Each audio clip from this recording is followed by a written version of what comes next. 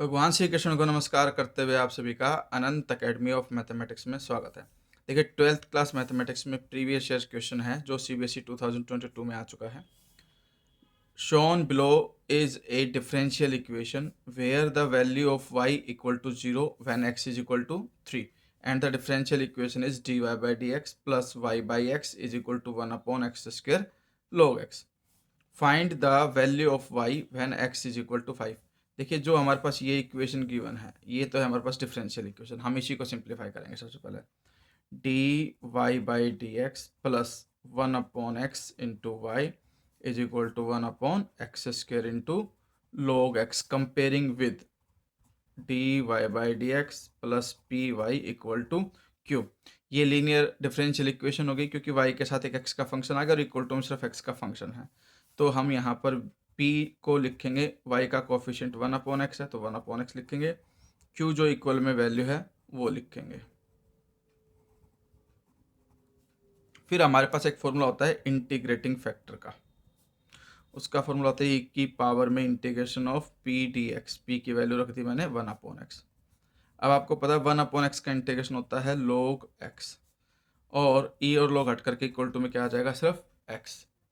अब हम क्या करेंगे, फॉर्मूला होता है सॉल्यूशन का integrating factor into Y is equal to integration of q into में इंटीग्रेटिंग फैक्टर dx। ये फॉर्मूला होता है। हम इसमें क्या करेंगे, लेफ्ट और राइट में इंटीग्रेटिंग फैक्टर की जो वैल्यू x है वो पुटअप कर देंगे। x into Y is equal to integration q जो है हमारे पास वो है 1 upon X square into log x, साथ में इंटीग्रेटिंग फैक्टर की वैल्यू आ गई x dx। इस x से ये कैंसिल, ठीक है। अब इसको मैं ऐसे लिख सकता हूँ 1 upon x divided by log x dx। अब अगर मान लो मैं log x को z मान लूँ तो 1 upon x D x derivative करने पर डी जेड के इक्वल आ जाएगा। तो इस तरह से ये integration 1 upon x D x तो हो जाएगा आपके पास डी जेड, अपॉन में जो log x है वो आ जाएगा z के इक्वल।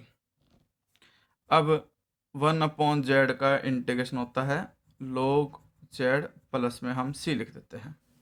तो इस तरह से हमारे पास x into Y is equal to में log z की जगह पे क्या वैल्यू लिख दूँ मैं, log x प्लस c। फिर हमारे पास y की वैल्यू 0 है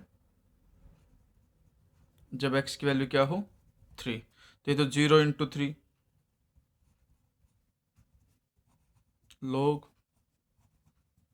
log 3 प्लस c। एम्प्लॉय करके c की वैल्यू आ गई तो 0 हो गया, ये उधर जाके माइनस हो जाएगा, minus log into log 3। c की वैल्यू आ गई तो फाइनल आंसर जो हमारे पास आएगा वो क्या आएगा, x into Y is equal to log x minus में log ऑफ log 3। लेकिन हमें क्या निकालना था, जब x की वैल्यू 5 हो, यानी कि पुट कर दो इसके अंदर x is equal to 5, y निकालना है हमें। इस x को भी उधर जाकर डिवाइड कर देंगे, y इज इक्वल टू, देखिए x 5 है और 5 इधर चला जाएगा तो 1 अपॉन 5 हो जाएगा, ब्रैकेट में log 5 माइनस log 3, ठीक है। ये इसको हम ऐसे लिख सकते हैं log ऑफ, ये 5 log 5 है, log 3 तो माइनस का साइन है, तो log 5 ऊपर log 3 नीचे, ब्रैकेट क्लोज। और जो 1 अपॉन 5 है ये स्टार्टिंग में ही लिखेंगे। आया कैसे था 5, यहाँ पे x की वैल्यू 5 लिखेंगे और वो बाद में उधर से जा करके डिनोमिनेटर में हो जाएगी।